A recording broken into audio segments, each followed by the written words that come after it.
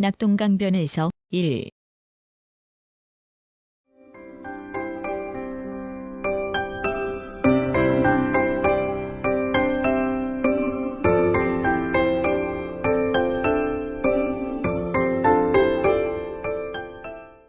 추운 곳 봉화에서 올해 마지막 발자국을 남기고 청송에 가는 도중에 낙동강변에 머물고 있다. 도시를 가로지르는 강변 둔치 교각 밑으로 이곳에 올 때면 자리를 트는 곳이다. 교각 남간에 달린 가로등이 자정이 되면서 불이 꺼졌다. 나그네에게 한밤의 가로등은 여간 고마운 것이 아니다. 한여름에는 굴림방을 밝히고 요즘은 한 가지 더한 것을 제공하는 것이 가로등으로 밤 기온이 내려갈 때 희미한 가로등 불빛은 온 길을 유지하게 하는 일종의 난방 역할을 한다. 가로등 불빛을 향해 굴림방을 배치했을 때와 그렇지 않을 때의 실제 온도가 차이가 난다. 움직이는 궁전 앞뒤의 가로등 불빛을 받을 수 있는 곳은 더할 나위 없이 고맙다. 이런 경우는 추운 곳이라 하더라도 새벽에 일어나서 보면 앞 유리창과 굴림방 문유리에 수증기나 성의가 끼지 않는다. 한여름에는 이곳 이 자리를 비추는 가로등이 밤새 켜져 있었는데 오늘 밤은 그렇지 않은 것으로 보아 밤 놀이꾼이 강변에 없다는 판단에서 이 도시에서 절전을 하는 것 같다. 굴림방에서 내려 강 이쪽과 저쪽 둔치를 둘러보아도 가로등이 모두 꺼졌다. 다른 곳으로 이동하려던 생각을 접고 굴림방에 작은 랜턴을 켰다. 실내등이 있는데도 랜턴을 사용하는 것은 배터리를 절약하기 위해서이다. 굴림방 실내등은 자동차 주배터리의 전원을 사용한다. 작년 겨울 주배터리를 여러 번 완전 방전시켜 고생한 후부터는 축전지 관리에 신경을 쓰는 바람에 실내등 대신 랜턴을 사용한다. 움직이는 궁전에는 주배터리 외 보조 배터리가 있다. 보조 배터리를 달 수 있었던 것이 바로 지금 있는 이곳에서 귀한 만남을 가졌기 때문이다. 그 후 보조 배터리의 전원으로 노트북, 면도기, 디지털 오디오와 휴대용 스피커를 맘 놓고 사용할 수 있게 되었다. 축전지 용량을 시간에 맞춰 환산하는 능력이 부족하여 보조 배터리를 단 후 그것마저도 완전 방전한 적이 있었다. 지난해 한겨울 굴림방에서 전기방석을 켜고 잤을 때였다. 그날따라 굴림방의 기온이 영하로 떨어지면서 몹시 춥다는 생각에 선물 받은 전기방석을 켜놓고 골아떨어진 것이다. 보조 배터리의 전원으로 전기방석 정도는 거뜬히 사용할 수 있다고 단순하게 생각한 것이다. 물론 한두 시간은 그렇다. 착각한 것은 축전지를 교류로 변환하면 쓸 수 있는 시간 제한이 있다는 것을 모른 것이다. 그런 일이 있은 후부터는 움직이는 궁전의 배터리를 효율적으로 쓰는 요령을 터득했다. 전기 제품 충전은 운전 중에 하고 정지에서는 될 수 있으면 인버터 전기를 쓰지 않는다. 가로등 불빛이 꺼진 후에 굴림방에 랜턴을 켜면서 이곳 낙동강변에서의 지난 일이 순차적으로 떠오른다. 강원도에 살짝 청송에 있다금 오가면서 이 도시를 거치곤 했다. 그때는 한 번도 이 도시에서 하룻밤 터를 잡은 적이 없고 지나쳤다. 이곳 낙동강변에서 하룻밤 터를 잡아 쉬기 시작한 것은 작년 늦여름부터이다. 도시를 가로지르는 강이 있는 곳이면 모두 둔치 공원으로 조성하여 시민의 건강과 편익을 위한 공간을 제공한다. 그저 산책로와 조경, 화단, 운동기구, 분수만 있다고 되는 것이 아니다. 잘 정비한 도시의 둔치는 급수대와 고정 화장실이 있다.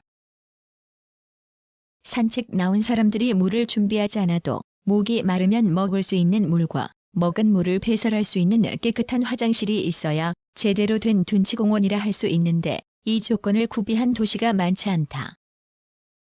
지금 있는 이곳 낙동강변 둔치는 그런 면에서 나그네에게 안락한 공간이라 할 수 없다. 왜냐하면 이 넓은 강을 낀 양쪽 둔치 어디에도 급수대가 없다. 고정 화장실 대신 유원지에서 볼 수 있는 재래식 이동 화장실이 군데군데 있을 뿐이다. 이 두 가지 요건이 부족하여 낙동강을 낀 이 도시에 예전에는 별다른 관심이 없었다. 그러다가 이곳에 사는 사람을 만났고 그와 정신적인 교류를 하면서 달리 생각하게 되면서부터 이따금 하룻밤 쉬어가곤 하는데 이 밤도 그렇다. 그 옛날 왕건이 고려를 창업할 때 내 시조는 그를 위해 공을 세웠고 그 대가로 계명성씨를 하사받아 새 혈통을 만들어 이 도시에서 터전을 잡고 살았다. 관향이 안동이라는 것만으로도 나는 이 도시에 막연한 동경심이 있는 것이 사실이다. 게다가 이 도시를 스쳐 지나가거나 이 밤처럼 유숙하기 위해 올 때면 한국 정신문화의 수도라는 인상적인 글을 볼 때가 있다. 정신문화의 수도, 이 얼마나 멋진 말인가? 이 도시의 영역에 다니다 보면 도로변에 이 도시를 상징하는 단일꽃이 화려하게 핀 것을 본다. 어느 고장이건 도로변에 꽃이 심어져 있기도 하고 척박한 곳은 그렇지 않은 곳도 있다. 온갖 화려한 꽃을 심어 눈길을 끄는 고장이 대부분인데 이 도시는 상징화를 심은 것에 각별하다는 생각을 한 적이 있다.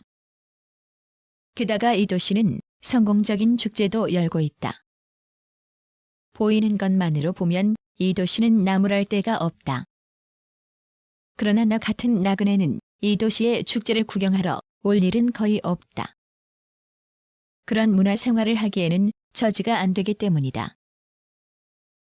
길 위의 삶을 사는 나그네는 보이는 화려한 것보다 도시민의 눈치 보지 않고 맘 편하게 하룻밤 보낼 수 있는 보이지 않는 공간을 더 중하게 여긴다. 인간의 생명활동은 아주 간단하고 그것의 첫째가 무조건 먹는 것이다. 먹어야 살 수 있기 때문이다. 먹은 음식은 소화기관을 통해 필요한 물질은 몸 구석구석까지 에너지로 전환되고 남은 찌꺼기는 배설해야 한다. 이 도시는 정신문화의 수도 운운하면서 둔치에 먹는 물이 없다. 배설할 수 있는 것은 있지만 그것은 아주 낙후된 시설물이다. 전국 어디를 가도 이런 이동 화장실 배치한 둔치공원이 이제는 드물다. 이 도시에 인접한 두 곳, 봉화와 의성만 해도 행락객과 그곳을 찾는 사람들과 군민을 위한 기본적인 급수대와 위생적인 화장실을 구비해 놓았다. 그런 까닭에 나는 언급한 두 도시를 좋아하고 올해만 해도 그곳에서 잠을 잔 날이 허다하다. 어떤 고장은 여행객과 나그네를 위해 섬세한 배려를 한 곳도 있다. 어지간한 가정집에도 없는 냉방시설까지 갖춘 화장실로 반기는 고장도 있다. 어제까지 봉화에서 보내다가 나는 목적지에 가는 도중 이곳에 머물면서 한 가지 아쉬운 점을 고려해 본다. 봉화와 이곳의 같은 밤 시간대 기온이 많이 차이가 난다. 한대잠을 자는 나그네에게 기온이 뚝뚝 떨어지는 철에는 조금이라도 덜 추운 곳을 좋아할 수밖에 없다. 이곳의 밤 기온은 민소매로 거뜬히 견딜만하다. 이 정도 기온이면 나그네가 여러 날 할 일 없이 묵을 수 있다는 말이다.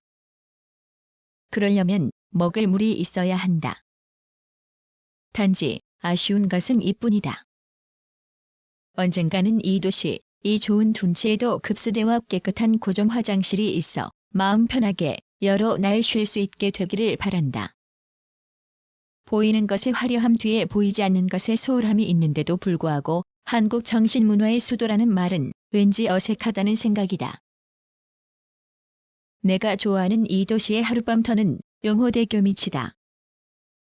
여기서 몇 계단 올라 큰 길 건너면 탈춤공원이 있고 그곳에는 위생적이고 깨끗한 고정 화장실이 있다. 그것은 보이기 위한 것이다. 그곳과 이곳의 거리는 불과 몇백 미터다. 그곳을 보기 위해 온 사람들도 생각이 저마다 달라 문득 다리 밑에서 쉬고 싶을 때는 이 도시의 후진적인 또 다른 문화의 단면을 볼 것이다. 2009년 10월 12일